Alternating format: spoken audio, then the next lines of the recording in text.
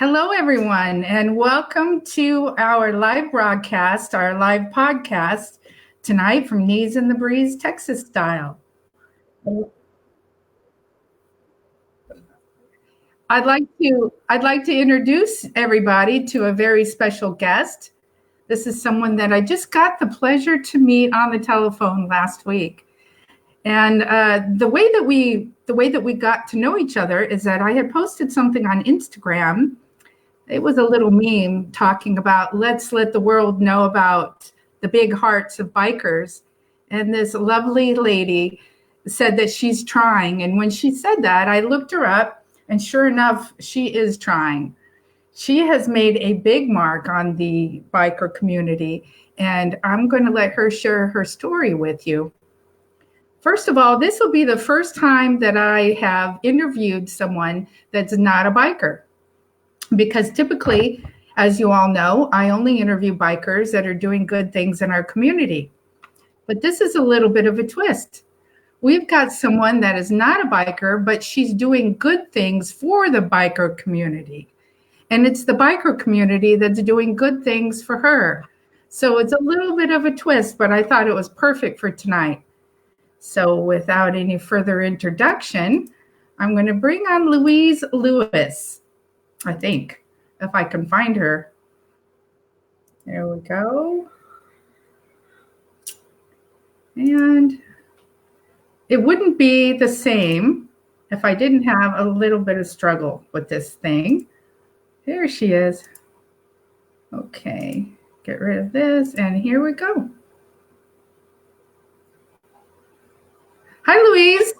Hi, technology at its finest. It is. It always is. And this has been the greatest platform since I got to start with this at the beginning of January. And it has its quirks still. It might be user error for all I know. Okay, so if you are watching this on Facebook, please, everybody, share this video so on your timeline or do a watch party. And the way that you do that is if you're watching it, at the bottom, it should say share. And then it'll give you the option to host a watch party. Do you see that one, Louise? Yeah, I think I've done it right. Okay. That just gives everyone the maximum amount of people that can watch us, and it'll be on your page. And your friends will see it, and maybe they can host a watch party on their page, and we can get more viewership as we go along. Gotcha. I learn something every day. Yeah, me too. Me too. So we've already got some people joining us here tonight. And good evening, Dale. Hi, Bobby. Hi, Bruno. Hi, Brett. So nice to see everyone here. More importantly, we've got Louise Lewis here. How are you tonight? I'm doing great and so excited and so grateful for you for your invitation to do this. The more exposure that the Biker Book for Charity gets, it only helps everybody. So I really appreciate it. Oh, you're very welcome. I'm so glad that I could do this. Okay, let me introduce you, first of all, as being an author. And when you and I talked, I understand that you had written a book called The Meaning of Life, but I don't remember who it was that inspired you for your first book. Why don't you kind of walk us through that beginning? Well, when you say author, I made that little face. I don't consider myself an author, but my first book, called The Meaning of Life According to You, No Experts Needed, was basically my journal that I was writing after I got set free from my job back in 2002, I think. And I just put it between covers to prove to my mom that I wasn't totally bonkers for doing what I was doing. And basically the premise was the same as with the Biker Book for Charity, is I was walking around my life and asking people, what is the meaning of life? And it was just so inspiring. But to answer your question, the idea for this actually came with a combo between Oprah Winfrey and God. Sounds kind of bizarre, I know, but it's a long story. Trust me, it's a great story, but I know people do, what? Right. But from that day on, I have learned and continue to learn how to follow messages from spirit as defined by me, defined by yourself. But when I follow those messages, I call it connect the dots pretty much. You know, the old kids game when you connect the dots at the end, you've got this wonderful picture drawn. Right. Well, when I listen to those messages, the best pictures are drawn for me. And fast forward, the Biker Book for Charity is one of those wonderful pictures. Okay, so that went on the market, and how many copies were sold? Do you know? I don't know, not that many, because I didn't promote it. It was kind of just, like I said, it was just to show my mom that I wasn't crazy. And to this very day, she still thinks I'm crazy. So what the hell? We can't fool our moms, that's for sure. But it's funny to look back. That whole process was meant to be for me to learn the publishing world, and it was a precursor to what I'm doing now. So when they say, you know, God works in mysterious ways and no accidents in life and yada yada, that really paved the way of my education in publishing. Mm-hmm. So that brings us to the day that you were volunteering at a children's hospital out in California. Well, what were you doing in California? Well, I'm originally from New Orleans, and my ex-husband had an opportunity to get transferred to Southern California. And I said, give me 5 minutes, I'll be packed, I'm up for an adventure. And this was back in 1981. And I just loved it. I loved the ocean and just so much to do that after we got divorced, I stayed there and just started a life. So you were in Southern California? Yes, I was in Orange County, California. I see. That's funny. We have similarities. I'm from San Bernardino, California. Get out! Yeah, we didn't talk about that on the phone earlier, but yeah, that's where I went to high school, where I graduated from. Mm-hmm. Small world. Yeah, it is a small world. So you started volunteering at a children's hospital. Was it in Orange County? Yeah, it was Chalk Children's in Orange, California. I'd always kind of volunteered since I was, I'd say maybe mid-30s. I always started volunteering, whether it's for Big Brother, Big Sister, or I was actually a mentor for kids in jail. And my job always got in the way, and I was just looking for something I could do where it was flexible in hours and this and that. And basically, after I got set free, I thought, well, you know, this is a perfect time just to, you know, really do something worthwhile. And so Chalk is a wonderful place to volunteer. Well, I read the story inside the book where you talked about that day at the hospital. Why don't you walk all of us through what happened that day when the Hog chapter showed up? Well, thanks for the opportunity. I do love recounting this story, but forgive me if I just start crying. I mean, the Biker Book with Charity was born Christmas 2006. The hospital was asking for volunteers to help with the kids attend the Orange County Harley-Davidson Hog Chapter's annual toy run. So I pulled a volunteer shift, and that day I helped the kids you know, come down to the parade area and viewing area and all that. And I won't go through the entire, you know, story of it because it's in the introduction. But I had the honor of witnessing an interaction between a sick little boy and a biker dude, as the kids called the writers. And for personal reasons, it was so profound that it really it brought me to tears. And as I stood there amongst the crowd, you know, wiping away my tears, I hear God say, your next book is on bikers. And I learned to listen to messages from spirit. So I just simply said, okay. Wow. I think I would have looked around and said, are you talking to me? Well, I had learned a long time ago what that message feels like. I mean, it's not an audible message. I mean, I don't hear things, crazy I am, but not totally wackadoo. But I know that message when it comes across my brain. And so I just said, okay, next book. Well, I had planned on doing a second book in the Meaning of Life avenue. But quite honestly, motorcycles were nowhere in my life at the time. It had been 30 years since I was on the back of my ex-husband's motorcycle. Right. So it was not in my life. So when I got that message, I mean, I don't question those messages, but I have to admit my eyebrow went up. I was like, okay, here we go. Well, we should all learn those messages. Sometimes we don't know that we were hearing it until it's too late. Well, and that's okay because that's how we calibrate, our thinking. And however you define it, it could be, you could call it gut feel, your intuition, the universal whatever, Mm-hmm. For me, I just call it messages from spirit and leave it at that, So this is the book. I had to, you sent me some pictures and I was going to share those, but in my technology issues here, when I was bringing you on, some of those went away. So we'll just talk about it. Okay. This is such an awesome book. It's full of lots of pictures of writers. Like, for instance, this one here, if we could see. So on one side is a picture of the person that is being quoted on this side.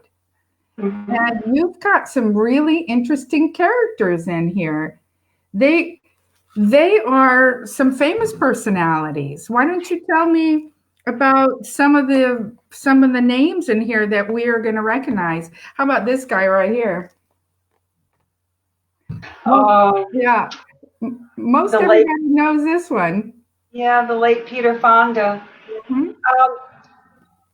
The book's mission is to share meaning, raise money, and save lives. So there's a lot of wonderful regular folks in the book. After the hospital, I went on a road trip. Got in Thelma, which I always call my rental car, Thelma. Right. And Sturgis was the first rally I went to. See, that I've got to stop you on that for a minute. Okay. So, growing up as a little girl, I would ride motorcycles at my cousin's house out in the field. We did dirt biking. And then when I got to be a teenager, I had a street bike. And then when I got married, we had motorcycles. And, fast forward to now in my 50s, my very first time ever going to Sturgis was last year. And yeah, going to Sturgis is like the Holy Grail. and here you are, not even connected to this, and you had the nerve to get yourself up to Sturgis, because that can be really intimidating.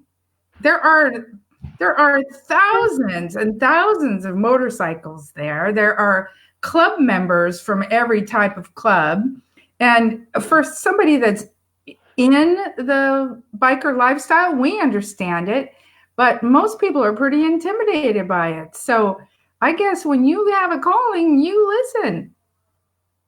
You said it perfectly. I obviously had heard about Sturgis, and I had looked at the calendar of rallies, and at the time it's like, well, okay, Sturgis is next. So, and I love to travel, so it's like booked airfare and rental car and landed there, and I really it was not with any planning. I knew I had my meaning of life question, and so this geeky ass cager gal went into Sturgis, and I describe it as I was a freshman in high school crashing the senior prom. Yeah, I could see that. Would the cool kids kick me out on my ass, or would they embrace me? Mm-hmm.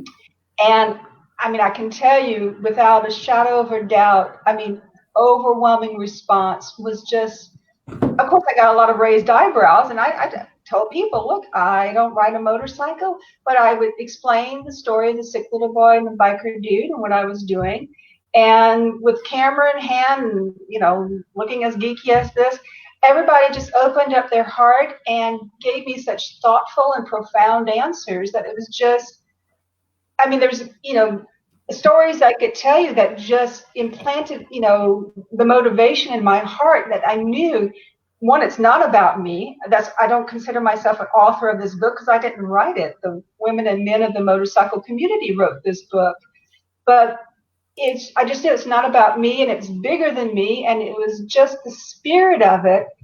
And, when God tells me to do something, and I had made a silent promise to the kids at the hospital that I would do my very best for them. So walking up to anybody I saw, I had my truth, and I just stood in truth and just told people my truth, and they just said yeah, and they answered it. And so circling back to what you're saying about, this, after Sturgis, I went to a few other rallies, and Bikes, Blues, and Barbecue, and Biketoberfest, and then Love Ride in Southern California, Oliver Shoku's Love Ride. I sat down, I just said, okay, this is for charity. And I wanted to, still working to get it in the hands of the outside world to satisfy the third portion of the book's mission is to save lives. To get the outside world's attention, charity, that meant celebrities. So I sat down at my computer and at my phone, and I knocked on the door of every single famous person who straddles a wild thing. Had this email, told them the whole story, Sick Little Boy, Biker Do, what I'm doing, and just hounded the poo out of people. And the wonderful, famous celebrities that, and people in the book, they were generous enough to say yes. They'll help give a leg up to me in the book's mission. That is amazing. So I'm going to be a biker for a minute. And you approach me on the street and you tell me what you're doing. And they say, yeah, okay, yeah, I'll talk to you. So you said that you ask a question. So tell me what the question is, and I'll answer it from someone. What would you say? Everybody answers the same question. One question: what is the meaning of life? Okay, so from one biker here, Kyle Petty. I didn't do that on purpose. I just opened the book and there it is. So Kyle says, the meaning of life is kindness, to treat people the way you would like to be treated, to always be willing to give to those less fortunate, and approach every situation thinking about the other person. Say hello, smile, and give a word of encouragement. Simple acts that go a long way. Yeah. Kyle Petty, former NASCAR driver. That's amazing. I mean, it's a simple question, and yet it's a really hard question to answer. I wouldn't really know how to answer that on the fly. So did people give you instant answers? And did you have like a notebook, or did you record them, or how did you get these words, how did you remember what they said, and how did they end up in the book? Well, yes and no to the question of did people answer it on the fly. When I was at events, I had a video camera, and just asked them, and they answered it right then and there. And I bet you got some funny answers too. Well, oddly, I think they were. I don't know how to answer it, but no, I really thought, I'd get a lot of, oh, party on, dude, and, whatever. Yeah. But when I say everybody just opened their heart and gave such thoughtful answers, they got to their truth like immediately. And it was just, when we're there filming and talking, it was just such a wonderful energy that kept building and building that it's just hard to describe. But so when I was at events, people were live and I was videoing them. And so I knew I had to get like a lot of different answers. So after I got off the road from rallies, I opened it up to social media on my Facebook page and Twitter, whatever. And I just said, APB out for anybody who wants to be in, this little book I'm doing, and, email me your email address, or direct mail me your email address. So I would just send the same email and explain what I was doing, Sick Little Boy, Biker Do, and people just started flooding in. That's great. I love that. I really do. Yeah. So as you're talking to people, oh, wait, I do have one picture here that I can share. So, Um, yeah. I thought that I recognized him. And again, I think that everyone is a celebrity in their own rights. So I'm not bringing up just celebrities because they're celebrities. I mean, the bikers have the kindest hearts and they're all celebrities as far as I'm concerned. But amen, sister. but sometimes there are people like Kyle Petty that we all know, so we all feel like we have a connection to him. And this person right here, I didn't have a clue he rode a motorcycle. I mean, he's does hair. He's he has salons. And why don't you introduce him to us? That is billionaire philanthropist John Paul DeJoria, the co-founder of Paul Mitchell Hair Care Systems Right. and Patron Tequila. And I found him, me and Google got to be, I was on Google more than I think I've ever talked to my own mom in my whole life, the time spent on it. And I would just, do searches. And it's last year at Sturgis, I had the honor of being at the Biker Bells event at the Sturgis Buffalo Chip, and Mr. DeJoria was there, and I befriended an angel on Facebook. His name is Brian Gates, and he pretty much got Mr. DeJoria to come over and autograph my copy. But back when I was saying, after I got off of the road from rallies, I started contacting celebrities, and I have to laugh at myself. This was 2008, and I'm old school, old fashioned, especially in business. Well, at this time, I was sending a letter in the mail with a form to fill out and a self-addressed envelope to. That's great, though. That's great. Well, that's what I did. Mm-hmm. So the first batch went out like on a Monday. On Thursday of the same week, I'm at my mailbox and I see a return envelope, and it's like flipping Christmas to me. And I tear open the envelope, and inside the envelope was John Paul DeJoria's answer. I mean, no one had called me to vet me, no hoopla. It was just him with his answer. And I stood in the middle of the street crying.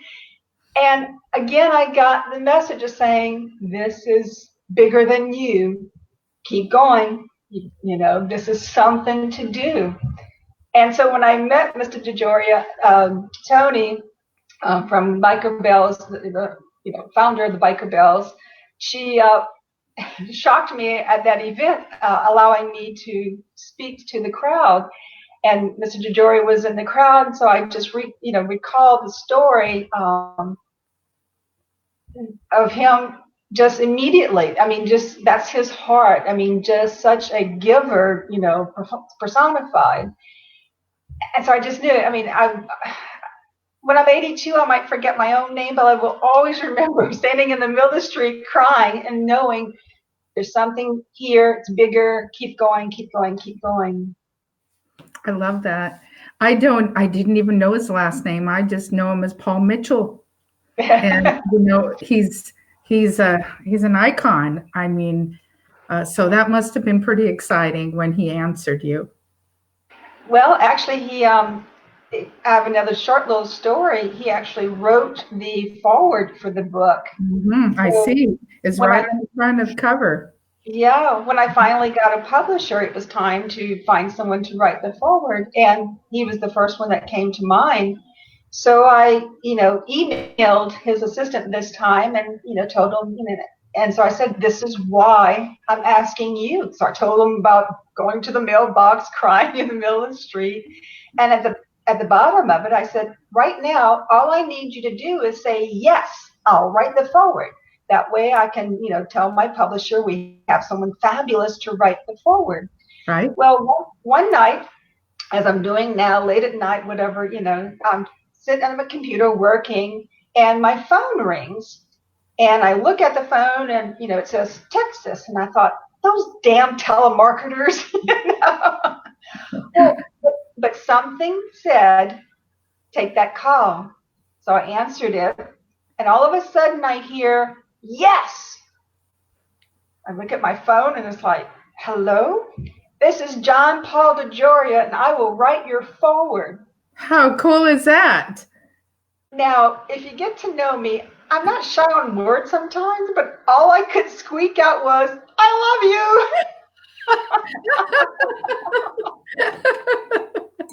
I know, what a geek, huh?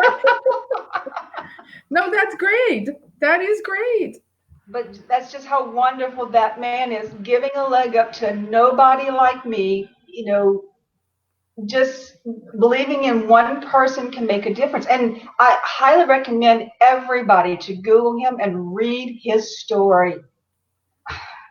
Amazing and inspiring. I'm going to do that. I definitely am going to do that now that you say. So the book was published, and it's on Amazon, and it can also be found on your page. So to answer some people, there is a feature that doesn't seem to be working. I'm going to try, but I'm trying to type text on screen here. Let me try to do this. It is called The Meaning of Life According to Bikers. And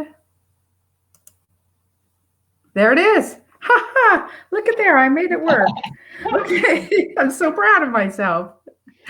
Okay, so that is the official title to the book. And then the rest of it says The Biker Book for Charity. And if someone is just now tuned in, the reason that it's the Biker Book for Charity is because you pledged the proceeds of this book to go to CHOC Children's Medical, or is it Children's Hospital? Is that the correct name? Well, my personal endeavor is I call the books Children's Hospital's Donation Tour. Okay. Because the book was born at a children's hospital, I will raise money however I can and visit every single children's hospital in the country and make a donation on behalf of the book. Okay, was that, I understood that to be something that you had just recently decided that you were going to donate to every hospital, and there were 250 hospitals across the United States. Is that right? Yeah, that's the last count I saw. Okay. So, as they say, go big or go home. Right. But for CHOC, since the book was born at CHOC, November of last year, I went back to Orange County, California, and had a book signing event with Sean McNabb. He came down and autographed some of the books because he's in the book. And at that time, I was able to make the book's first donation to CHOC Children's. Okay. So down the road, I will continue raising money, and as I can, as long as I live, I will get her done, and the goal is to donate to every single children's hospital in the country. I think you told me that you wanted to, in 2020, you wanted to give $1,000 to each hospital, and there are 250, which would mean you needed $250,000 this year. Is that what you said? No, not in this year. Okay. Why not? Well, you never know. You never know. This, if everybody shares this and some gazillionaire wants to give me $250,000 to travel the country to every single children's hospital, I will do it. But realistically, however long it takes, I will be dialing for dollars, getting sponsorships from the motorcycle community, outside the motorcycle community, wherever I can. And whenever I have $1,000, I am going to visit a children's hospital. Okay, that's what it was. Yeah. All right, so everybody that's listening, what you can do is go on Amazon. And that was the easiest thing for me to do to get my copy. And go to Amazon and just The Meaning of Life According to Bikers. This is a really great book. And inside there are so many great pictures. Did you take those pictures? Or did people send in their own photos? All of the pictures were donated by the photographers. There are a few pictures from regular folks who they submitted their own pictures, but the images are so beautiful. They sure are. It makes me laugh. It's so much fun. I mean, see, we've got it's a full page image on one side, and then with that you see the quotes on the other side. It's so much fun. You've got to keep doing this. This is so much fun to read. I mean, we've got just these great vivid images of bikers and what they are doing and their lifestyle and the heart that really comes out in these. Absolutely. I expected that when I opened this, I was going to find a lot of humor and things like that, but most of it just brought a tear to my eye. These are the greatest pictures, and it's an easy read. I just love the book's cover. You see everybody. So just know that if you go to Amazon and you buy this book, I think I paid $18 for the book, that the proceeds that you make are going to a children's hospital to help benefit a children's hospital. I know that everybody's on a budget, just like I am, and trying to get the word out, just like I am with Knees in the Breeze Texas Style. But when God puts people together, He's got all the details in mind too. Good point. So I know that you're going to do a good thing, and that we can. Hopefully this will help bring more light to it, and other people will have you on their shows and to talk about it. And is there anything that you want to leave us with about this? I think I've been doing the majority of talking. I'm just so excited about you and what you're doing. Well, it's been over 10 years, so this is my life. As you'll see on my Facebook page, under the Biker Book for Charity, or Twitter, Instagram, or Tumblr, and LinkedIn. Every day I share motorcycle charity events. So please give me a heads up. Right now, especially in the wintertime, charity events are a little sparse, so I may miss some. So give me a heads up. But I'd love to get back on the road, but unfortunately right now in 2020, my wings are clipped until I can, get some sponsors or whatever. But if you're in touch with a dealership or friends of friends of friends, and they want to help a cause of one person can make a difference, send them my way. So on Facebook, we can find you under the Biker Book for Charity. Also on Instagram. I'm sorry, did I cut you off? That's okay. I was going to say on every social media, Instagram, Twitter, Facebook, LinkedIn, it's under the Biker Book for Charity. Okay. All right. So we had a little contest where we wanted everyone to go to Knees in the Breeze Texas Style that hadn't already been there and like the page. And if you're watching it tonight, please do that. Please go to Knees in the Breeze Texas Style, like the page so that you can see a rerun of this, and also that you can see more that come up every Tuesday night for Tuesday Night Live. But we had a little contest for people to send in questions to ask you live on this broadcast. And Bruno, which is someone that is that follows my show regularly, did ask us a question. And I'm not able to bring him live tonight for some reason. But his question was, what was the inspiration for the book? And now I know that we've sort of gone over that already, but maybe there's something that you might add to that. You glossed over the story about the biker that day that came up to help the young man that was scared. And but as I remember, this biker that came up to you with the little boy that didn't have family there that day was a little intimidated by all the activities that were going on. And he wasn't quite sure what to make of all these bikers that were walking around and the motorcycles. I'm sure it was pretty loud. And out of the crowd comes this big burly biker that I could just perfectly picture him. You said he was a Hollywood studio replica of everything you knew for a biker to be. And the biker, as he's approaching to talk to this little young man, that he could tell the young man was scared. So the biker wanted to come over and give him some special attention. And as he was getting closer and closer, not only was this little boy, big, bright eyes, watching this guy coming up towards you, you saw the fear in the biker's eyes, because he was afraid that he was going to intimidate the little boy just as much as the little boy was afraid of the biker. But there was a connection that day, wasn't there? It really was.